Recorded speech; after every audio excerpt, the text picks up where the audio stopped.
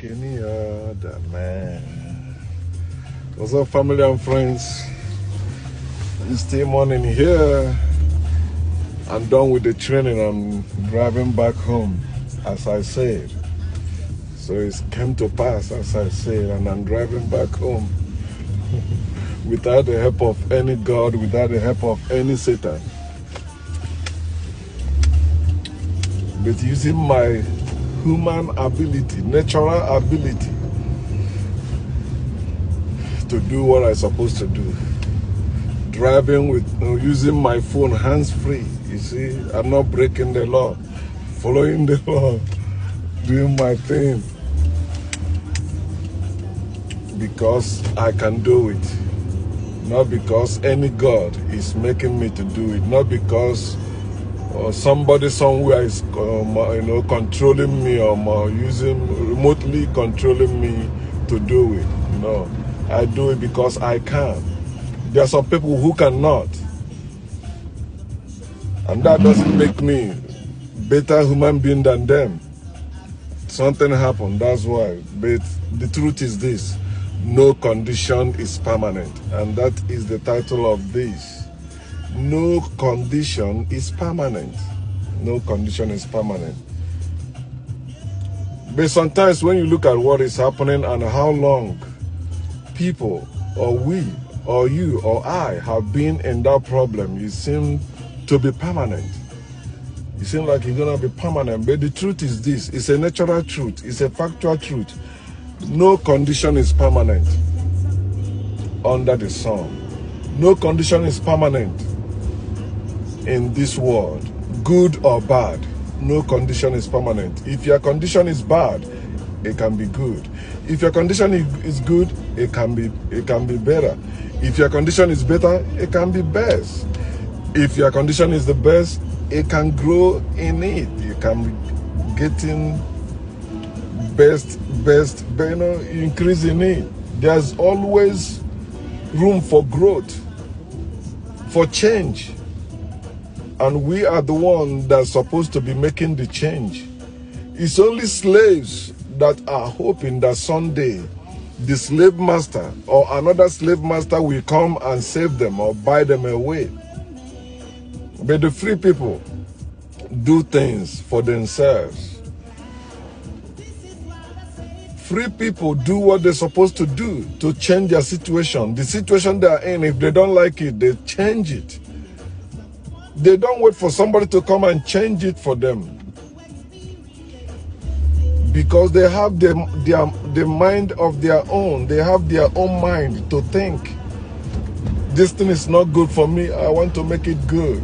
What will I do to make it good? Then I have to do that thing to make it good. It's not a wish. That's why prayer is a total waste of time. That's why faith in imaginary God is a total waste of time. Faith in God is hoping or expecting or waiting for a genie to come, a supernatural being to come and do something for you, which can never happen. There's no supernatural being that can come and intervene in your situation. It is always you or your fellow human being or your fellow or something or someone that is part of the nature, like animals. You see how people use dogs to help themselves? Dogs do help people sometimes. Tree can help you. Things can help you. Maybe like you've been swept away in a flood, you grab a tree. That tree is your savior. It's not any imaginary God that saves you. So understand that no condition is permanent. Until you begin to understand that, you will not understand life. You will think, oh, I don't know my purpose of living. I don't know my destiny. I don't know what will happen.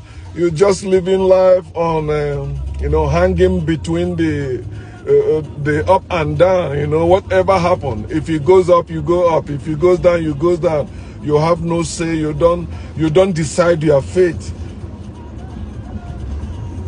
So you need to understand that. And the reason why this world, no condition is permanent, is so rooted in me that is the first word, one of the first words I saw, I read, I understood in my own family. My father's bicycle. When I was born, when I come of age to know what is bicycle, my father's bicycle. On the chain cover, it is written, no condition is permanent. I don't know if it's my father that wrote that directly or somebody else, but that's my father's bicycle. My father didn't know his father, so I say it's my father's bicycle. Maybe the mother bought it for him. It's my father's bicycle. No condition is permanent. The religion tells us, no, if you have faith in their God, your condition will be permanent. It's not true. And that's what many people are hoping. That's why they say they believe they will go to heaven where their condition will be permanent. They'll be there only singing hallelujah, doing nothing, lazing about like their God, because their condition now is permanent. It's not true. No condition is permanent is another evidence that there's no such thing as heaven anywhere for you to go. And no, this is the world. No condition is permanent in this world. We must keep changing. We must keep improving. That's what makes us human beings. That's what makes us a creature with mind, with brain, to think.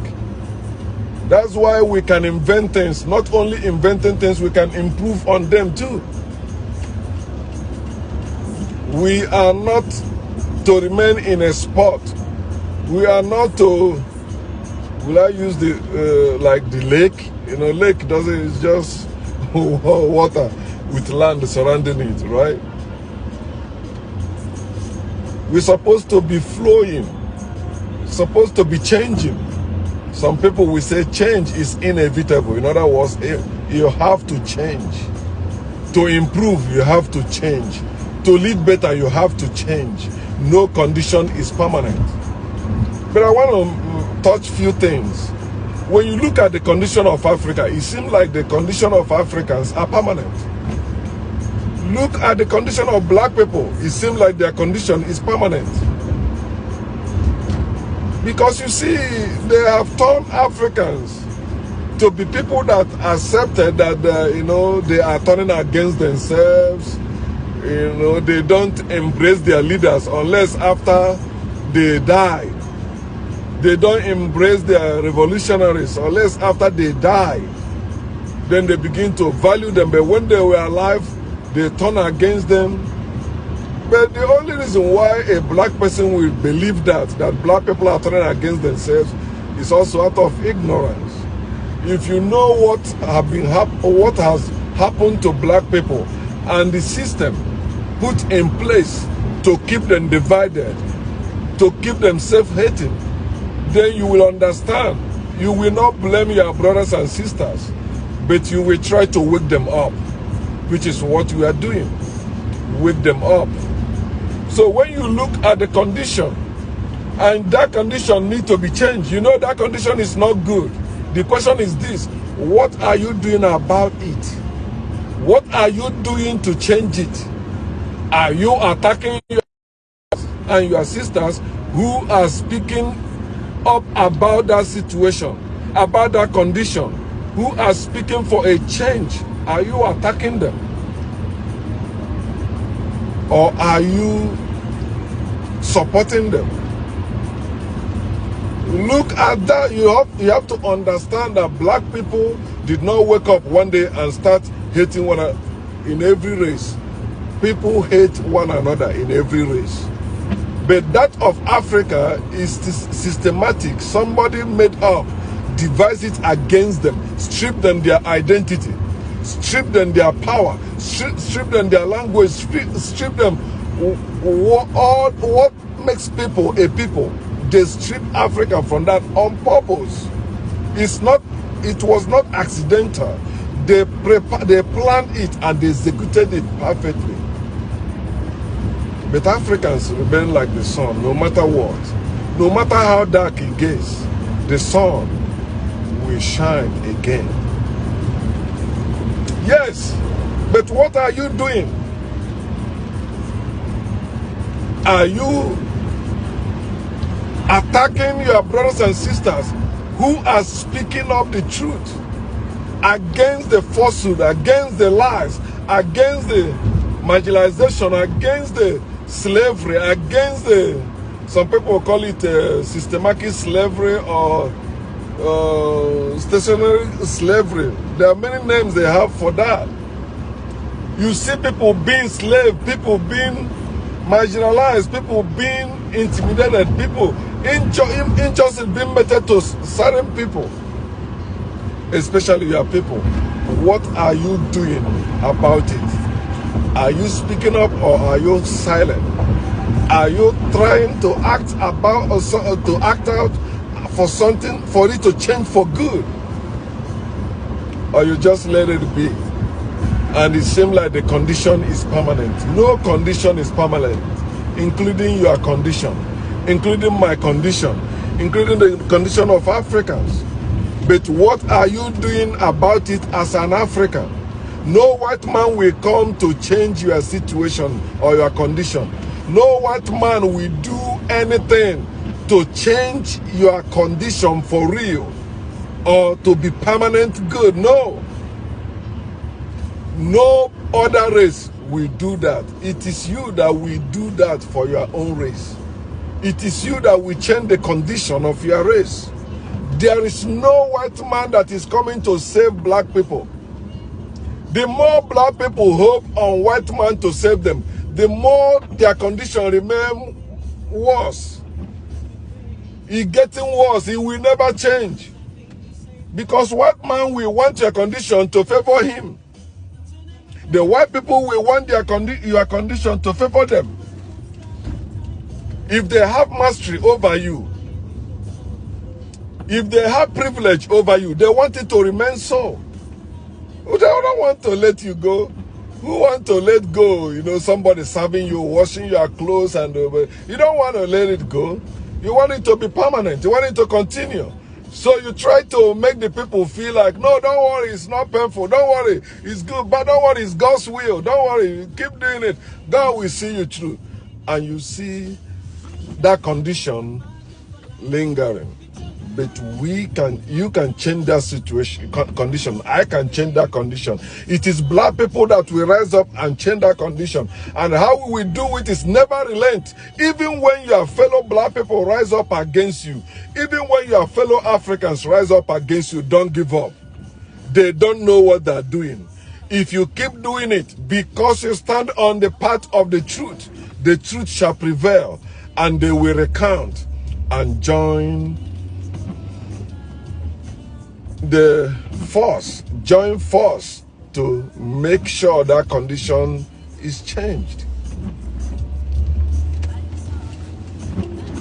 Also, like the Igbo tribe or the Biafrans in Nigeria, they have been agitating for their freedom. They are not even asking for power in Nigeria or anything. They just want to be free. Nigeria was created in 1914. That everyone should know that. Everyone that went to school in Nigeria, whether you stop at primary school, they taught you that in 1914, Lord Lugard, not Nigerians, Lord Lugard, not the Igbos, Lord Lugard, not the Yorubas, Lord Lugard, not the Hausas, the three major tribes that made up Nigerians as we know today, they did not participate in creation of Nigeria. They were not consulted in creation of Nigeria. And some people now want to be free. You say no. You support one Nigeria. You want one Nigeria to be like that. And you want your own condition to change. No way. Because what you wish others will always happen to you.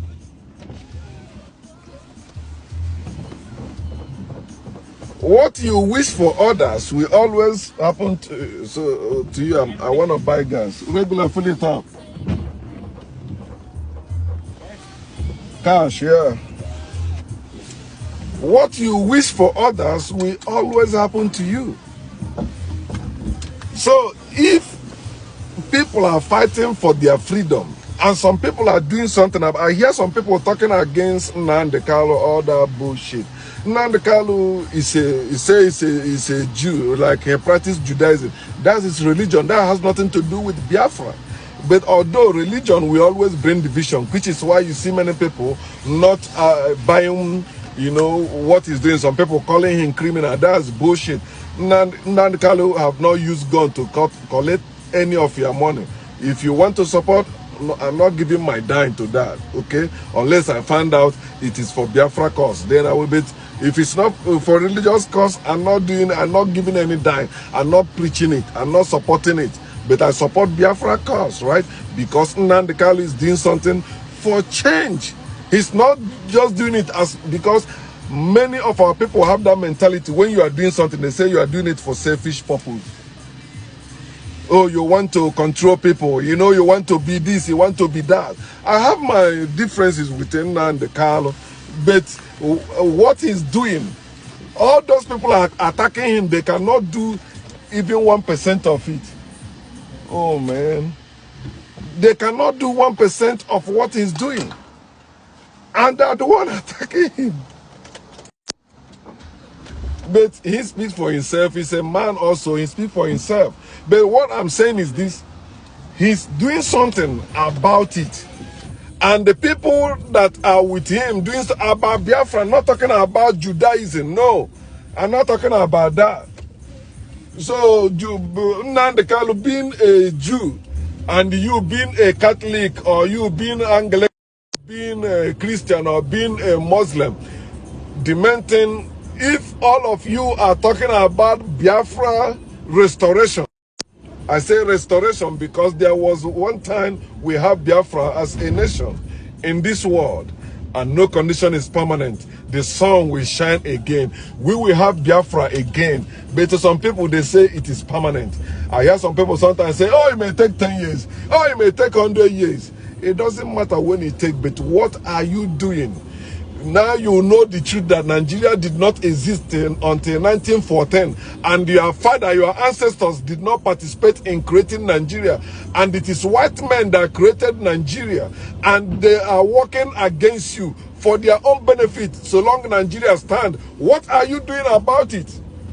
You're just running your mouth against other people that are doing it, and you are happy they have division among them. Oh, what is the other man that used to do Masol before IPOL? You want to see them fight.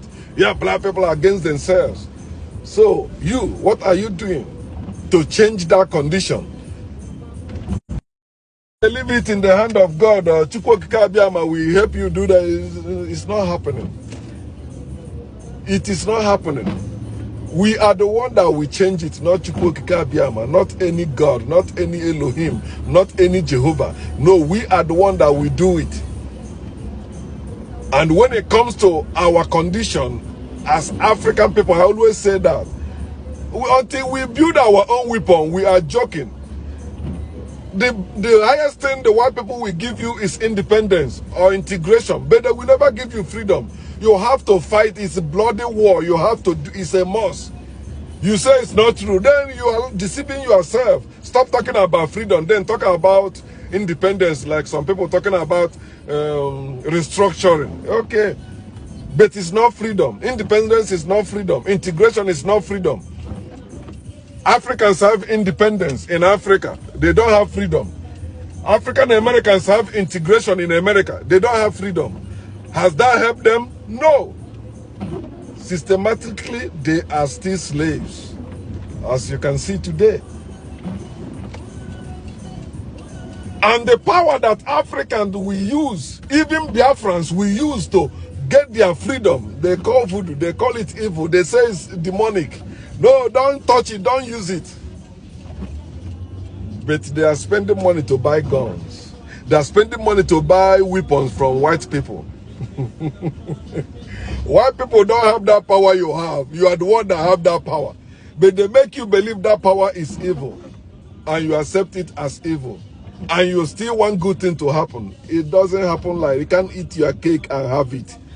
You have to know that your power is your power. And anybody that don't have that power is jealous of you and don't want you to have that power. Because with that power, that person will not rule over you. Your slave master will not rule over you if you have the power as slave to free yourself. You will free yourself, then he will not rule over you.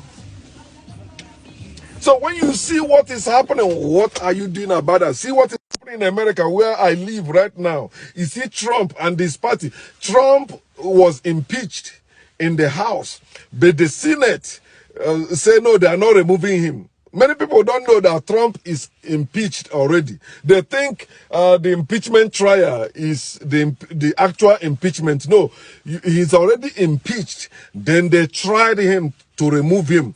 And there is every reason why they're supposed to remove him. But because they want power, they leave him there. And they keep doing what he's doing. Now, what some people are asking is this: what is going to happen? What are we going to do? Some people are saying, okay, it's an election day, you gotta wait for. So the question I'm asking everyone: so are we going to wait for so time, for so years, before we change something that is even a matter of life and death? There are people suffering because of that. There are people dying because of that. That thing is not bringing good. That thing is bringing heartache, hurt to people. So we're going to wait until maybe after 4 years, or after 2 years, or after 1 year, or after election, or during election. That's when we can change that as human beings. And you're telling me there is freedom. That's why some people say freedom is illusion. Because when there is freedom, you don't need those laws and those to say you're controlling people. Controlling people, that means there's no freedom. So there's no place in this world as we speak now you can say this is the land of the free. People are free in this land. No. Unless you are free to obey their law. Then you are free there. You're free to obey their law. You are under their control. There is law you're obeying. You see how it is? But it is people that's why you see people change constitutions. People change laws to suit them. If it's not good, you change it. No condition is permanent except you make it permanent. So in all over the world, you see what is happening. Like the virus hit, you see people trying to stop it because they want to change things. And that's how it's supposed to be, whether in our personal life, individual life, whether it's in our collective life as a people. What are we doing to change our condition? No condition is permanent. And for condition to change, it requires force. Powerless people do powerless things. Powerless people cannot change anything. You have to have power. You have to be powerful for you to change things. Powerful people do powerful things. And that's what we must do. You say, okay, you don't have weapons. How about your mouth? You can speak. Speak up against injustice. Speak up against slavery. Speak up against religion. Speak up against spirituality. Those things that are not benefiting us, that is not helping us. Tell me one thing religion can do for us in reality. Zero. Tell me one thing spirituality can do for us in reality. Zero. We are the one that are using both religion and spirituality to do or say whatever we are doing or saying about them. They are not helping us. No condition is permanent. But you are believing in them or in their lives, we make that condition seem permanent. It's not. When knowledge comes, we change that condition. That's why we are calling you to wake up. Know the truth. Go for truth. It is the knowledge of the truth that will motivate you. That strength you are looking for, you have it. But when you have knowledge, that's when you'll be provoked. Knowledge pops up. You see somebody that have been timid because that person lack knowledge. That person living in fear and ignorance. But the day that person know the truth, you will say, what happened to this person? He used to be quiet. He don't used to talk. But you see that person now reacting in such a way that, yes, right thing must be done. And you see those people that have been oppressing him. Say, okay, hands up. But they don't want you to know the truth. Because when you know the truth, you will revenge. When you know the truth, you will revolt. When you know the truth, that's how you will get revolution. Without knowledge of the truth, you will never have change. You will never have revolution. You can preach it all you want. You can sing it all you want. You need knowledge to know. Now you know that white people enslave Africans and force religions on Africans. What are you doing about it? Are you still supporting that God? Are you still supporting that Jesus? Are you still supporting that evil they meted to us? They take our land and gave us book, and you still holding that book. It's a holy book. Your land is corrupt and their own land is holy. You are going for pilgrimage in their land as holy land, while your own land, according to history, according to truth, is the true and one and only holy land in the whole world. That's where their God was saved. That's where their religion copied what they are practicing. You have to change it. Start with yourself. What are you doing about it? Are you still a slave?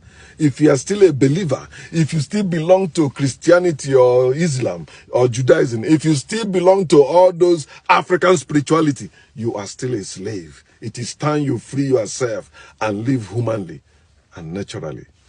Peace.